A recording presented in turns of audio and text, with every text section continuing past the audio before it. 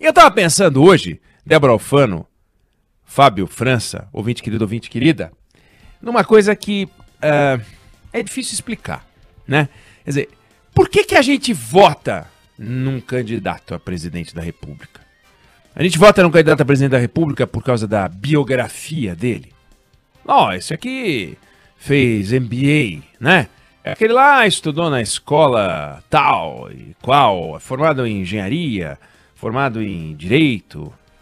A gente escolhe por causa do discurso que a pessoa faz, pela forma como usa as palavras, né? Pelo bom uso do português, pelo jeito.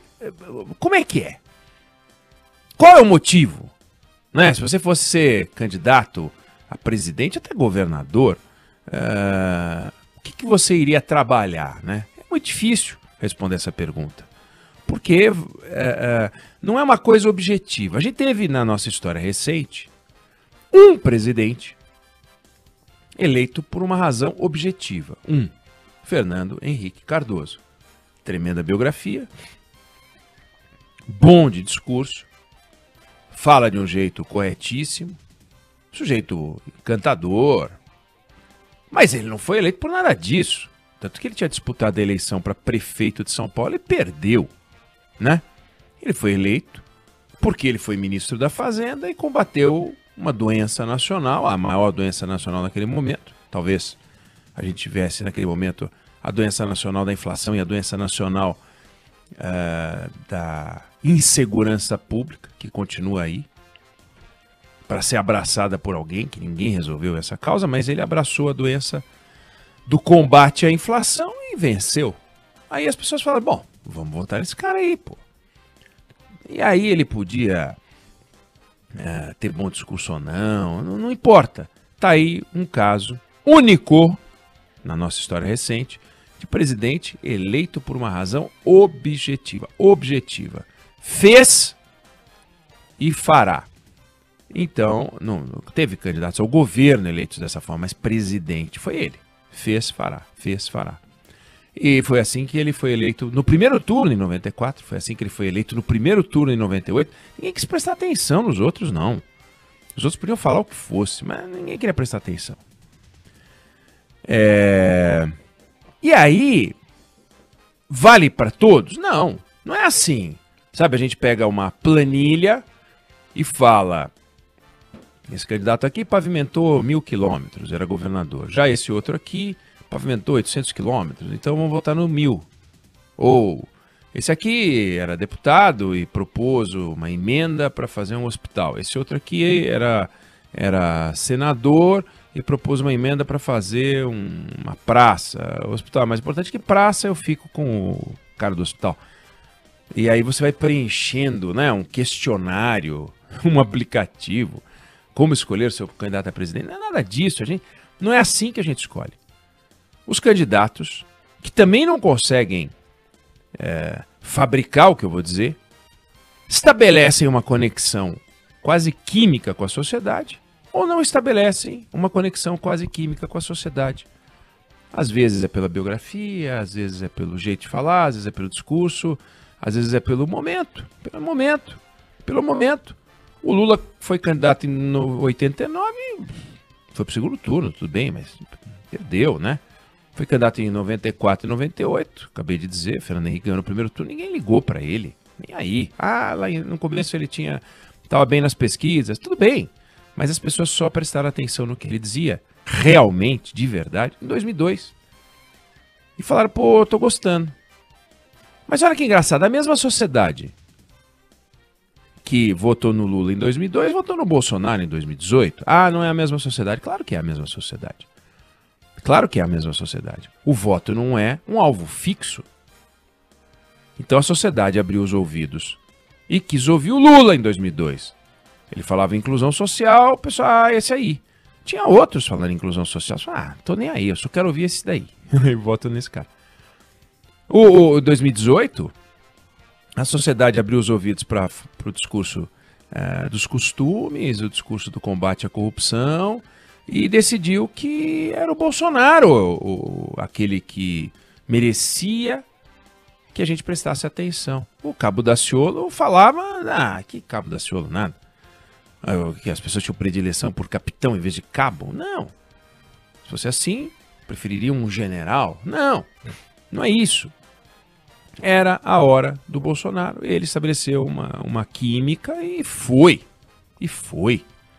Como em 89, foi a vez do Collor. Estabeleceu uma química.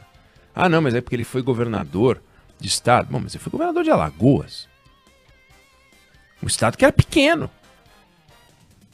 Por esse critério, os governadores de São Paulo, estado grande, teriam conseguido eleger o seu presidente. Não conseguiram. O último foi o Jânio Quadros, que foi governador de São Paulo, e conseguiu ser presidente. Mas desde então, nenhum. O Dória está mal nas pesquisas, o Geraldo Alckmin não emplacou quando tentou em 18. Entendeu? Não é o arco de alianças, não é a biografia, não é o cargo que ocupou antes, não é nada disso. É a química que estabelece. E essa química também não dá para você fazer em laboratório. Vamos criar uma fórmula química para fazer com que o eleitor se apaixone pelo nosso candidato? E aí os marqueteiros e os líderes partidários se reúnem e tal. Em algum momento, alguém achou que nesse ano pudesse ser o Moro. Olha, vai ser o Moro, hein? O Moro vai ser a novidade dessa eleição. Não vai ter pro Lula, não vai ter pro Bolsonaro. É o Moro, porque todo ano a gente quer uma novidade. A novidade já foi o Lula, a novidade já foi o Bolsonaro, agora a novidade é o Moro. E é o primeiro caso de impeachment antes da eleição, né? Ele foi liofilizado, ele virou pó até o momento, a não ser que ele renasça dessas cinzas. Cadê o Moro? Cadê o Moro? Sumiu. Saiu corrido do Podemos e foi colocado de lado no União Brasil. Preferiram o Luciano Bivar. Ao Sérgio Moro. Ah, mas lá na frente vão trocar. Bom, mas que truque bacana, né? Lá na frente vão trocar. Você coloca um candidato ruim e depois lá na frente você põe o grande campeão. Que história mais maluca. Mas vamos deixar o tempo e os políticos resolverem os seus caminhos. Estamos olhando aqui o que a experiência mostra que funcionou. E o que funcionou até o momento foi o estabelecimento de uma conexão química inexplicável. Eu ouço o Bolsonaro, eu ouço o Lula, e no ano em que eu ouvia o Lula eu não queria saber de mais ninguém, no ano em que eu ouvi o Bolsonaro eu não queria saber de mais ninguém. E agora, o que eu faço? Porque agora não apareceu uma novidade, não é o Moro, então é quem? Não, é a Simone Tebet, é o João Dória, é o Luciano Bivar, é o Ciro Gomes. Bom, mas peraí. O que eles estão conseguindo nesse campo da química? O que a Simone Tebet conseguiu, o João Dória conseguiu, o Ciro Gomes conseguiu, o Luciano Bivar tá novo demais, de repente ele vai ser a grande surpresa dessa eleição. Luciano Bivar. Bom, cadê a química? Eles estão no papinho de planilha. Realizações, conquistas, biografia, discurso. Fui fundamental para a vacinação. Trouxe investimentos para São Paulo. Enquanto senadora, fui presidente da Comissão de Constituição e Justiça. No meu partido represento a liderança e uma alternativa e tal e qual. Já eu estive em todos os lados, tenho experiência nacional e quase internacional, porque eu estudei em Harvard. Ciro, né? Fez lá um curso. Fui ministro da Fazenda, fui governador, fui prefeito, o mais jovem, o mais velho, o mais novo. Será que as pessoas... Peraí, foi o mais novo? Que idade só tinha? 24? E a Simone Tebet, quando foi prefeita? Ah, tinha 24. Ah, então peraí, então o senhor não é mais novo, ela é a mais nova. É assim que a gente vai escolher? Será que é assim que a gente vai escolher? Ou, sabe, bate o santo. Plá, pegou. Opa! Caçador de Marajás, 1989. Pá! Pegou.